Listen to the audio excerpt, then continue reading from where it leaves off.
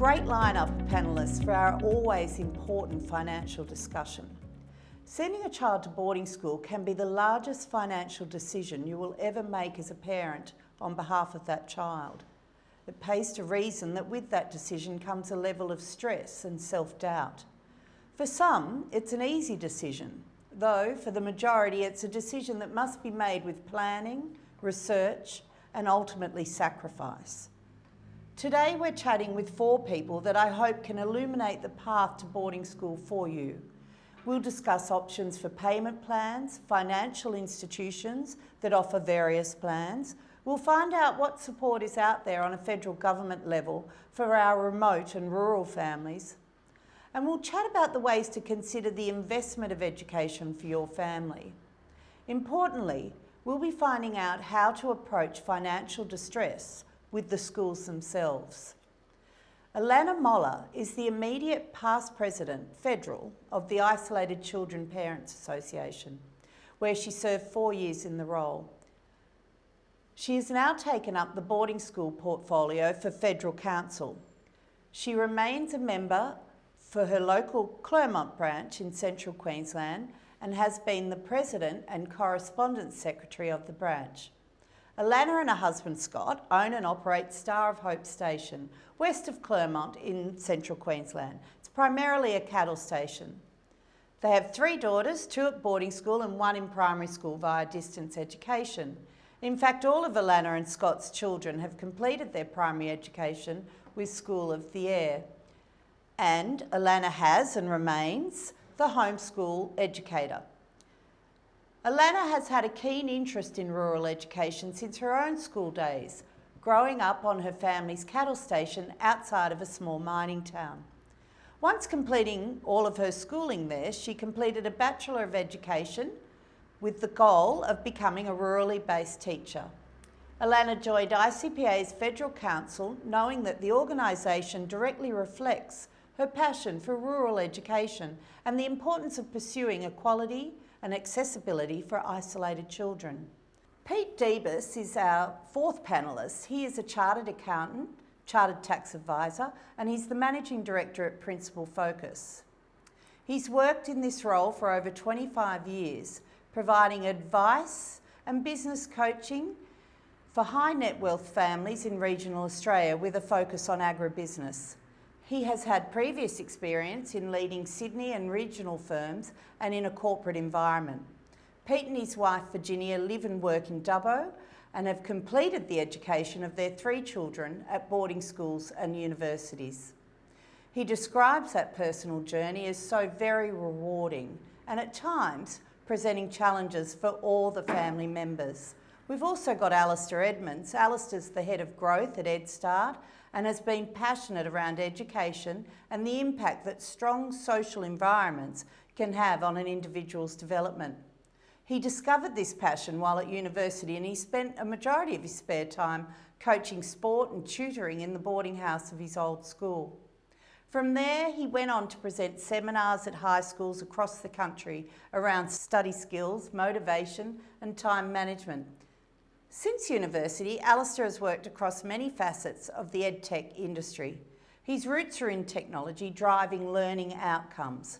But for the past few years, Alistair has been working with EdStart to revolutionise school fees for parents and schools alike. EdStart works with over 600 schools across the country and has unique insights into the challenges faced by parents around fees. We believe wholeheartedly that education is the most powerful investment a parent can make for their child.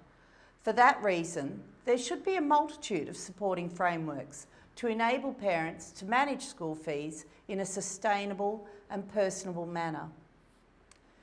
We also have Toni Williams. Toni has been in the independent education sector for over 20 years and for the past 14 years has been the Director of Business and Operations for St Margaret's Anglican Girls' School in Brisbane. Prior to her current role, Toni was the Foundation Business Manager for St Andrew's Anglican College. Her current role incorporates the responsibilities of Chief Financial Officer, Company Secretary and Business Operations, including management of large capital projects. Toni's experience also extends into the retail and tourism sectors, having been a business manager for Coles Myer and holding management positions in various Queensland resorts prior to joining independent education industry. We hope you get a lot out of this panel discussion. Thank you so much for joining us all today. I know that all the pearls of wisdom you will offer to parents and advice will be very gratefully received. Pete, I'd like to start with you. Yes, because Amanda. Pete, as an accountant and a financial planner manager, what would be your key advice to parents when they're considering undertaking boarding school education for their child? And let's recognise that, some schools are more expensive than others. As I like to say to families that attend our in-person events, there are different budgets for different schools. What would you say to parents the key thing to look for or plan in their planning? I think the very first thing is for mum and dad to actually make a decision early what their vision for their kids' education is. Too many times we run across people that have decided that next year we'll send our kids away to boarding school. So it's too short term. I think first planning pretty early on, maybe when the kids are between 5 and 7 years of age. If a mum and dad can sit down and just consider what they're trying to achieve with their kids' education, and what their vision for that is, and actually put a 1 to 2 page document together so they both agree on it. To get everyone on the same page, there has to be a page. But there's the guiding light as to what we're trying to achieve with our kids' education. So that's the first thing I'd do. The second thing is then to consider what the overall cost is versus our capability to meet those costs. And working with someone like EdStart or even your accountant or whatever to sit down and work through and just determine that basis. One of the other great expenditures we have is the family home. And our banking system ensures that you can't buy the family home unless you actually save a bit first. If we're actually making a decision to send kids away to boarding school, starting to develop that education fund or those savings in preparation for sending the kids away is also substantial in terms of the impact it'll have on ability to afford and meet those costs. Yeah, great advice, Pete. Well, let's go to you, Alistair, as Head of Growth at EdStart. Can you explain a bit about EdStart, what you do, and whether you concur with what Pete's just said for parents in their planning? Yeah, absolutely concur. First and foremost, there's a couple of things that we do. We either allow parents to extend past their kids' graduation in terms of making it more manageable year in, year out for that family once they've decided what their budget is annually. But what we actually see often as the most helpful is just simply when we help parents pay weekly, fortnightly, monthly in line with how they get their income throughout the year. What Pete said rings totally true in terms of being able to plan, but also plan to be able to spot patterns when you are struggling. So being able to not just pay internally chunks and not be really totally across where you're at with your budgeting in that first or second year, especially of boarding school. I think that's really critical. And that's something that we work with families on in their first couple of years. We've got to be candid. It's a big expenditure. For most families, it's around 25% of their budget. And if you're going from not having that 25% to suddenly having it, planning is the critical part that needs to be considered. I think it's a tricky situation when we're talking about, but if I'm talking particularly about families that are involved in agriculture, which has so many variables, so many ups and downs, and, we can do all the budgets we like. I'm married to a farmer, but not often do those budgets we pull them off. In fact, I think in almost 30 years with my farmer, I'm not sure that we've pulled one single budget off. Some years have been better than others, but generally I found that really hard to plan. And in an earlier conversation with Pete that we had, my husband and I did join a similar group to EdStart. Back in the day, our kids are well past boarding school, but we ended up pulling that money out during a roaring drought. And so then we started the boarding school journey with nothing prepared, and we did battle through. I guess I like the idea of planning, but I've got to acknowledge that for some families, particularly agricultural-based ones, and we're not just speaking to those families today, I will say that, but that can be hard.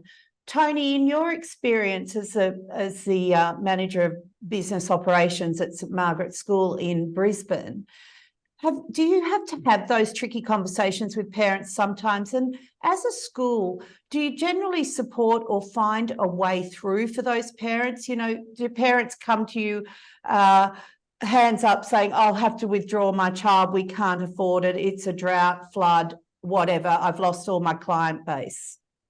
Yes, that is something that we do deal with, and we did deal with quite regularly during floods and droughts that we've had, you know, over the last, 5 to 10 years. So my best advice to the families, I guess, would be to communicate with your school. There's nothing worse than going into radio silence and then, you know, we don't know what's happening and we can't help you. So we will always work with families. We work with EdStart. So that's one way, but also at times where it has got tough, we will do payment plans. And again, what I try to do with our families is to continue paying something. It doesn't matter how small it is, but it shows your commitment to work with the school, and it shows that regular communication and investment, as I said. So it doesn't matter how small it is, as long as it's a way of showing that, you know, we're working together.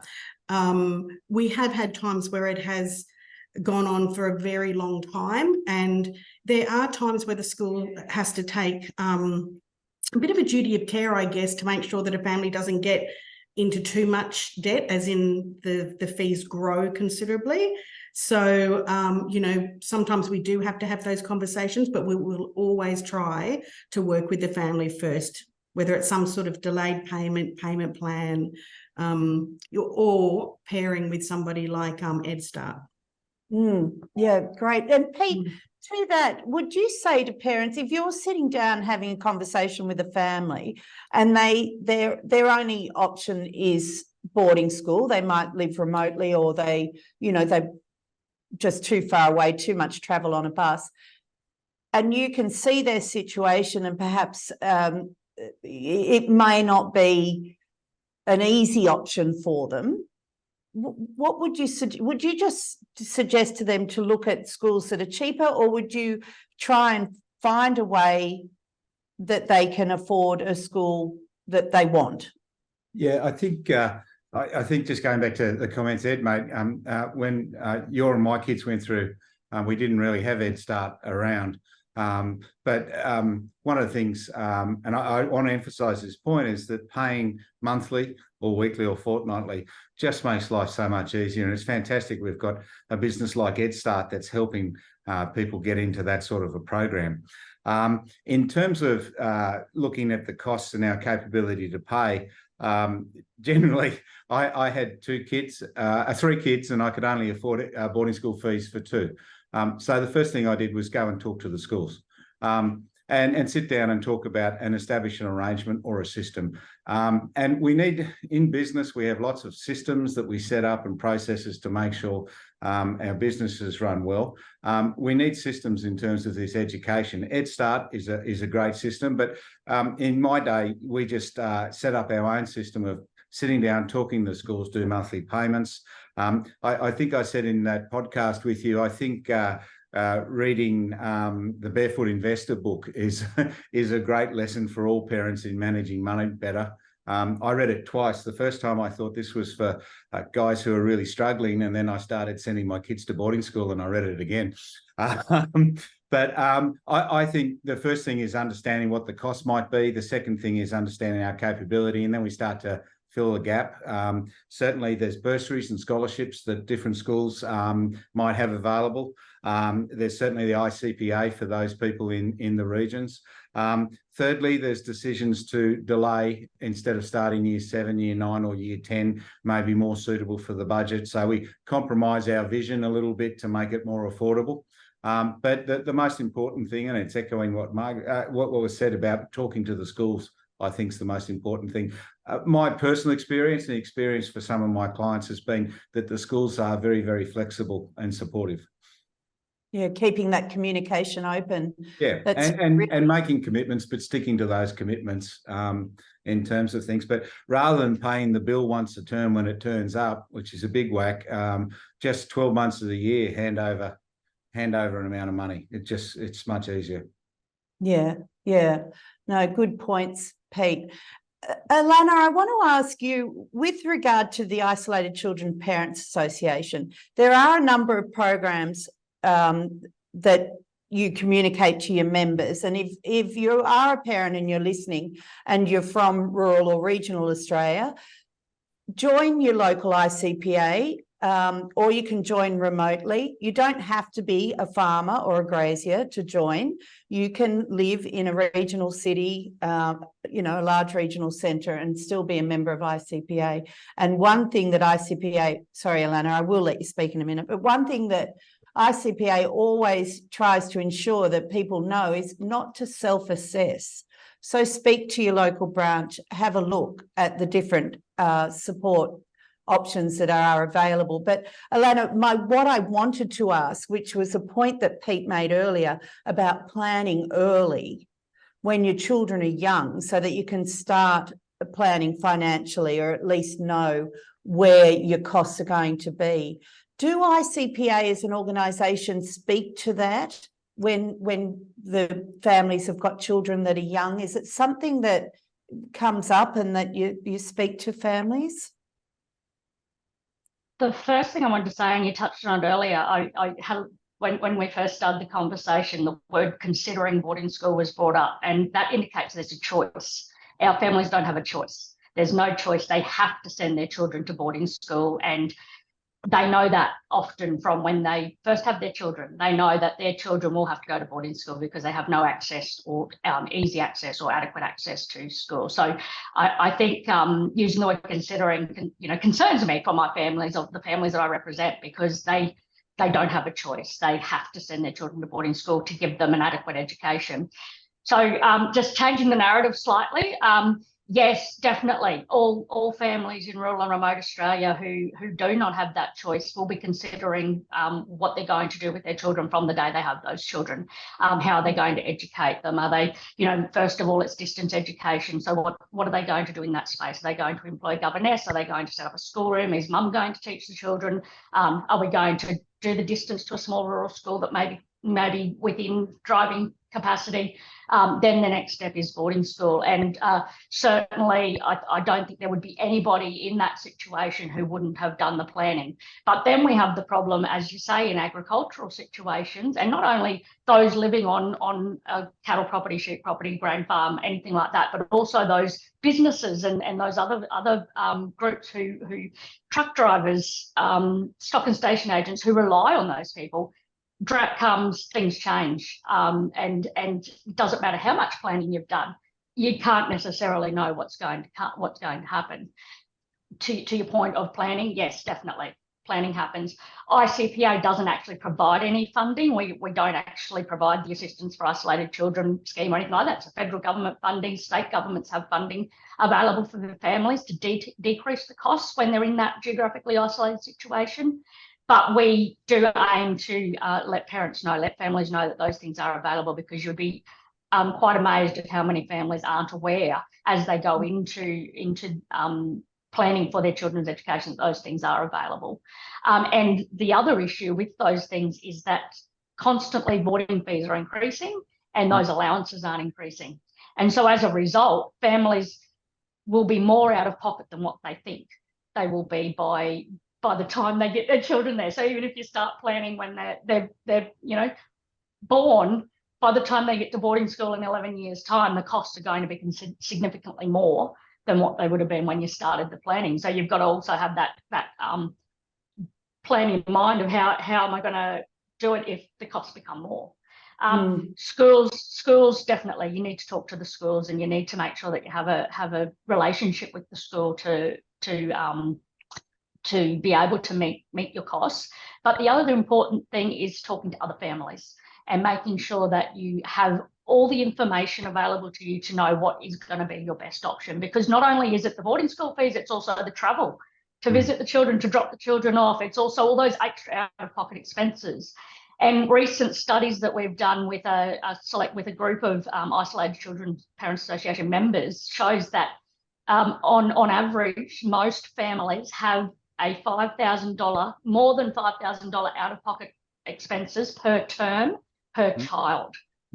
With that including boarding fees, travel, accommodation when you go to drop the children at boarding school, all those extra things.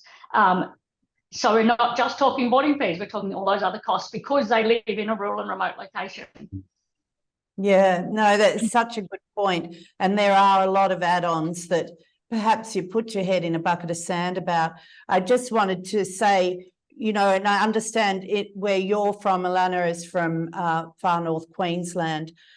People that are a member of ICPA around my neck of the woods, as I am one, we do, I would say that boarding school can sometimes be a choice. We don't have to do it. I mean, we do spend a lot of time on buses and things to get to school, and we tend to choose a boarding school for a host of reasons, but that's a whole nother conversation.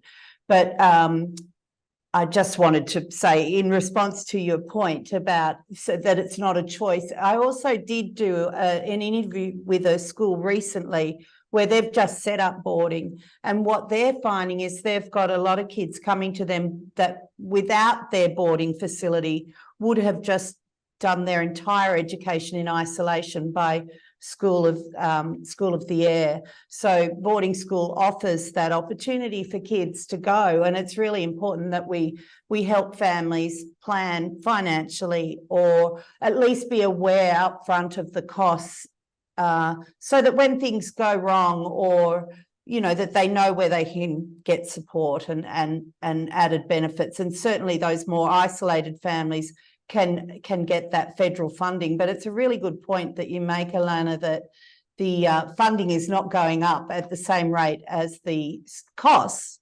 associated with sending a child and the boarding school fees themselves.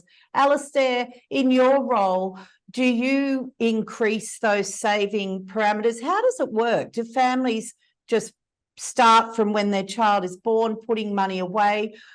And can you also speak to, what about the families that come to you in Year 7, or the school like St Margaret's that says, I have this family, they're going to need some support? How does EdStart support and manage that? Yeah, so rather than saving until education, that's not something that we dive into.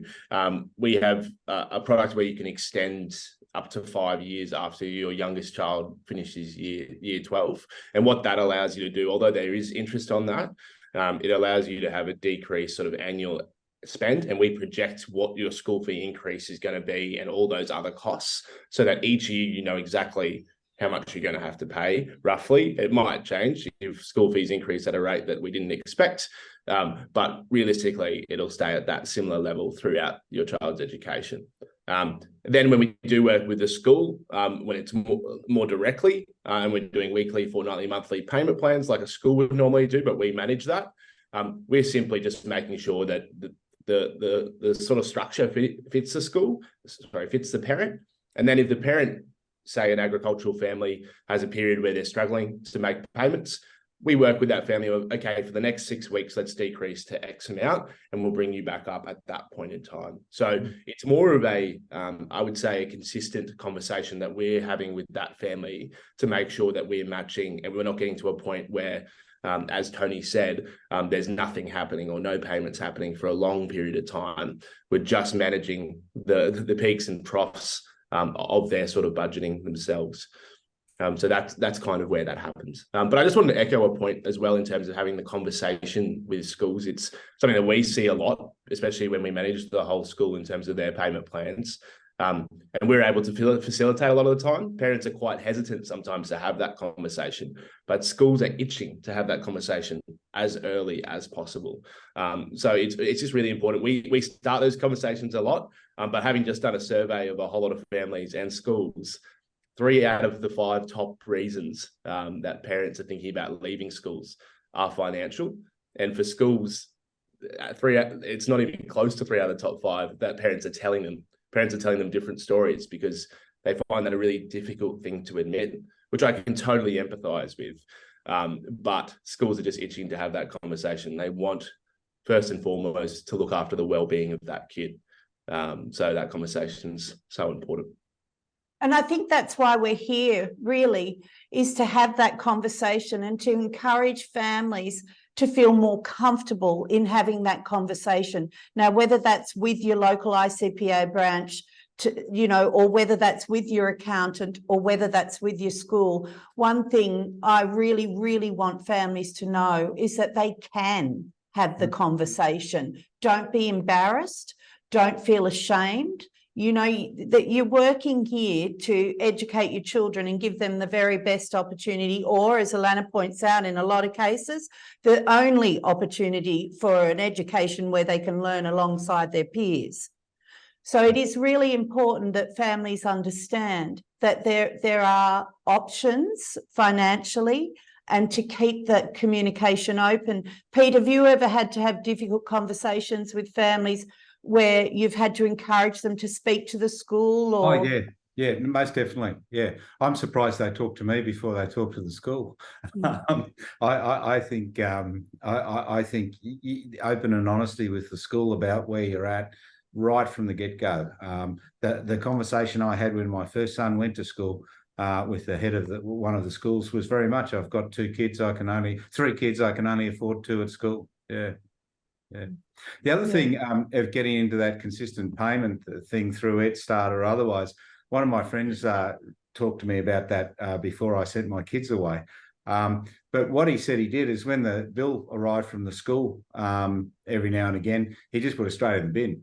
He never looked at it because he had an agreement with the school that he would pay X amount a month for 15 years. And so he just put the bill, and it caused him no stress whatsoever.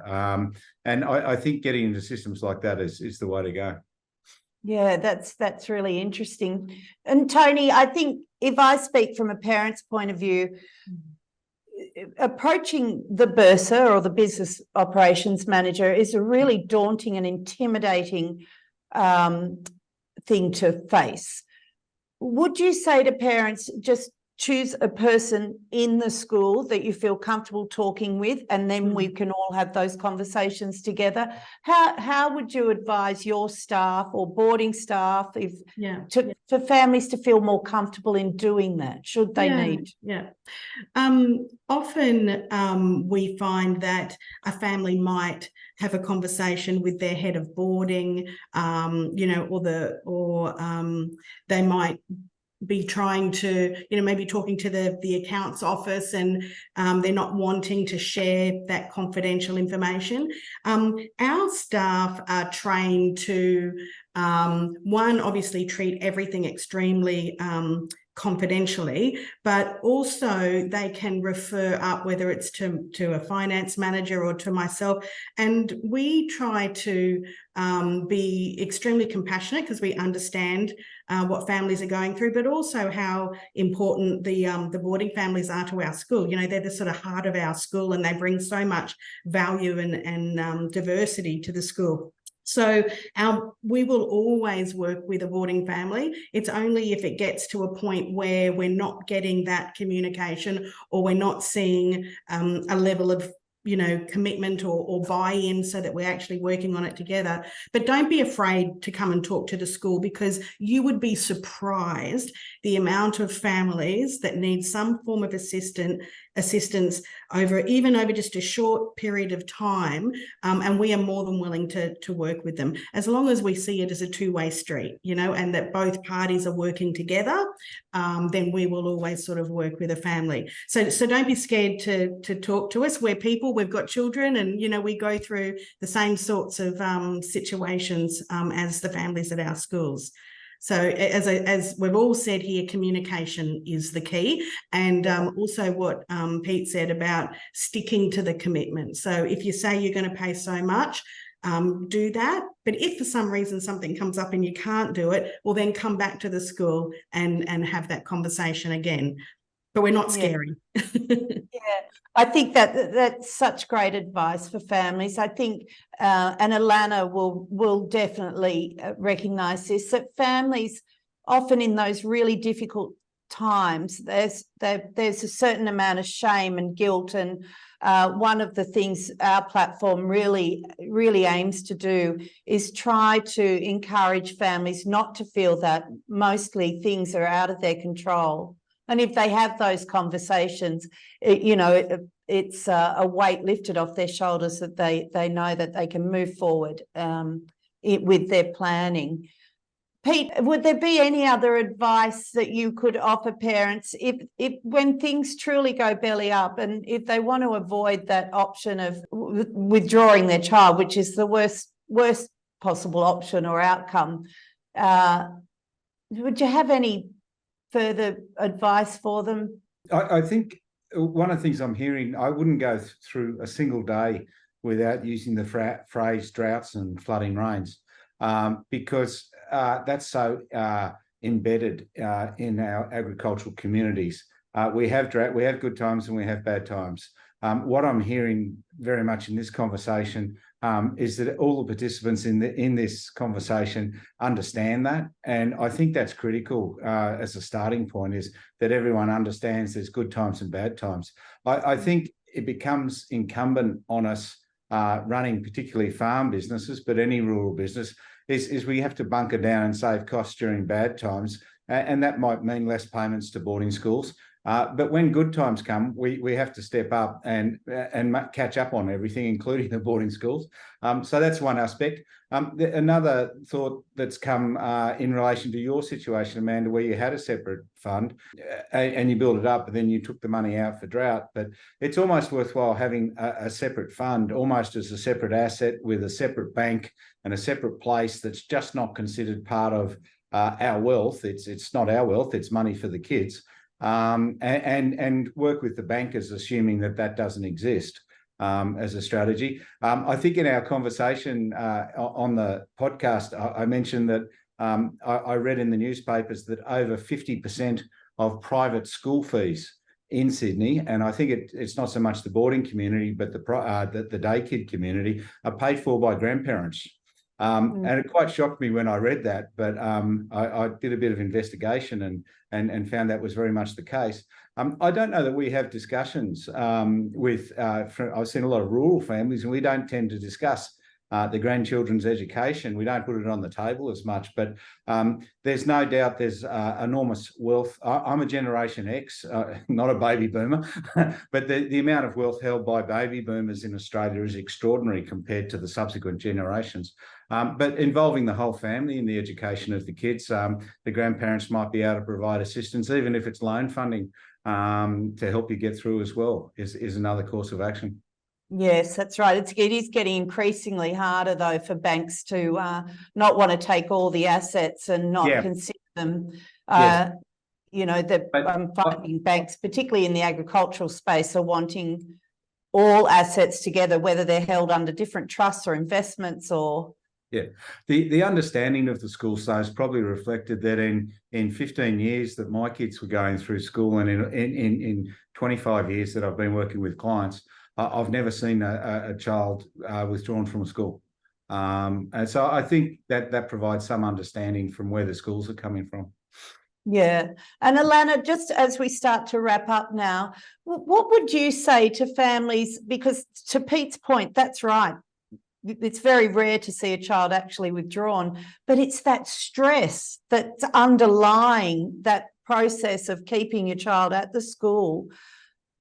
What would you say? Do you ever speak to parents about this? And are these conversations that ICPA has when families are struggling during difficult times?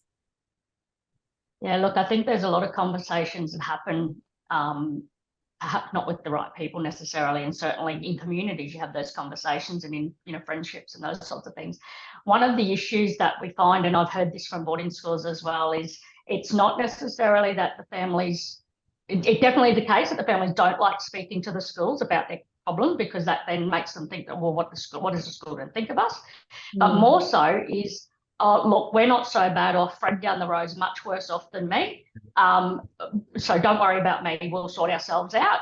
And so there's that and it's a thing across perhaps generations, as Pete's talking about generations, across generations, that people don't want people to think they're the worst off of anybody else. And, you know, there's so much rhetoric around rich farmers and all these things.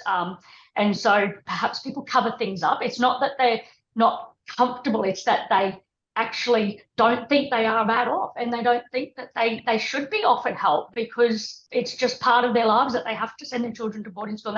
We've just got to get through it, kind of thing. So in that way, it's nice to hear, you know, from Toni in particular, from a school's perspective, they can do it in a roundabout way. You don't have to just go straight to the finance officer and say, look, we're struggling. You know, a director of boarding who knows their families are going to understand, hang on, something's going on here, something not quite right, and work with the families as they go along. And within all of this, when you're educating children at a boarding school, when you're not there with the kids all the time and those sorts of things, it's all about a holistic approach. And it's the same in the financial side of things, that everybody needs to be involved and working on things, but it is getting that conversation started that is the challenge. And certainly in conversations that ICPA has, and we always encourage families to make sure that they are looking into all their options and the possibilities that they can look at. I also was really heartened by Toni's mention of the value of boarding, because sometimes, and certainly ICPA has concerns from a federal government perspective, that boarding isn't necessarily taken too seriously, and particularly in the new direct measure of income funding model that we are anticipating will increase fees for boarding further. Boarding isn't considered. So the funding models for independent boarding schools, for example, don't take into consideration that they have a boarding school attached to them. So straight away, that discounts the fact that we've got families who have no other choice but to use boarding schools. That's incredible. So it is incredible, and it's terrific that we're having conversations like this, that the people who are around the table and understand are putting things forward, and we all need to work together in a holistic approach to help as things perhaps get worse, because fees are increasing and those kinds of things. Because Alana, I don't know if you're aware, but the first conversation today as part of the Boarding School Summit is country culture in the boarding house. Can we put a value on that? And that was an incredible conversation. So you may want to watch that. But it's so true, the value of the spirit. And Toni, I love that you brought that up too, the spirit that country kids bring to a school, and you know, the culture they create. We have some amazing things happen at our school with the boarding students. Just outside my office, I can often hear the whip cracking where they're doing displays for the other students at the schools. It's amazing. So it is very valuable. It is wonderful. And I think I saw some Margarets on the television a few weeks back with the hair. The ponytail project. Yeah. That's right. Yeah, the girls love that. They love to be able to contribute and support others. Well, we're going to wrap it up. Alistair, do you have anything to add, or any suggestions for parents? Can they get directly in touch with EdStart if they want to start planning now, or are they best to speak to the schools? I think it's no harm in having either conversation. As soon as you're ready to have that conversation, I think that's absolutely fine to get in touch with EdStart directly, or to your school. I think I always say the school's probably first and foremost. And what Alana mentioned just then in terms of parents being aware that schools just have lots of different programs for this, and schools are getting better and better and better at it. They don't just have the old school, we've got scholarships for this and this and this approach anymore. They've got a lot of objective measures where that they can make that decision as to whether you need this compared to someone down the road. They've got objective measures where they can look at that and go, no, you do need this, as opposed to it being all subjective. It's not just based on an interview anymore. It's always a lot more than that. And that's why you need to leave that, I suppose, decision up to the school and have that conversation there. So definitely get in touch with EdStart directly, but yeah, speak to your schools. Schools, as we have said, are getting way better about understanding the value. Boarding schools are not just an education place, their community, and your child contributes so much to that community as well. And that's being valued more and more.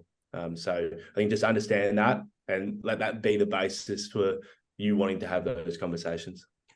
That's wonderful. Thank you. They're really great points that you all make. Thank you so much for taking the time to join us today, and let's keep having these conversations out in the open to support our families. Thank you. Thanks, Thanks, Alana.